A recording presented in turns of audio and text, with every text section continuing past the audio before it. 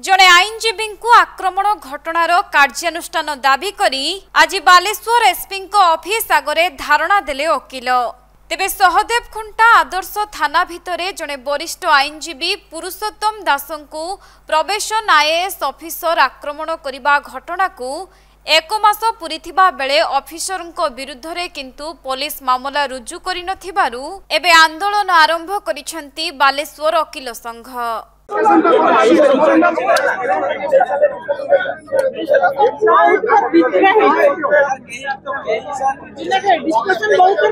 तेबे आक्रमण करिथिबा सही आईएएस ऑफिसर विरुद्ध रे दृढ़ कार्यानुष्ठान दाबी करी पूर्व निष्पत्ति अनुसार समस्त आईनजीवी आज कला ब्याज पिंधि कोर्ट कार्य वर्जन करिथिबा देखिबाकु मिलिथिला।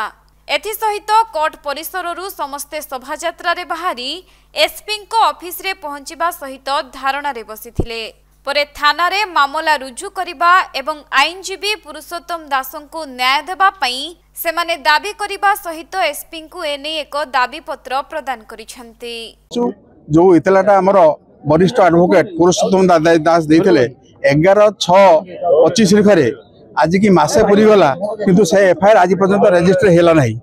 एफआईआर विषय वस्तु कौन जने आईएएस ट्रेनी से पुरुषोत्तम दास को आईएएस को चेम्बर भितर तंटी चिपी मारी देवा उद्यम करथिले। जदियो एटा गोटे कग्निजेबल क्राइम आज पर्यंत इतलाटा रजिस्टर हे नहीं से आम क्षोभ प्रकाश करुचु आ एसपी की से विषय दवाई मेमोरेंडम दवाई आसचु आ जदि आमर कार्यपंथा किसी न जाए भविष्य कार्यपंथा आम पुणी ग्रहण कर। हाँ जाइलु हाँ डीआईजी लेवल एनक्वायरी कर रिपोर्ट कौन आम प्राप्त होना किंतु से लेवल एनक्वायरी कर। बालेश्वर प्रसंजित सेठी रिपोर्ट कोणार्क लाइव।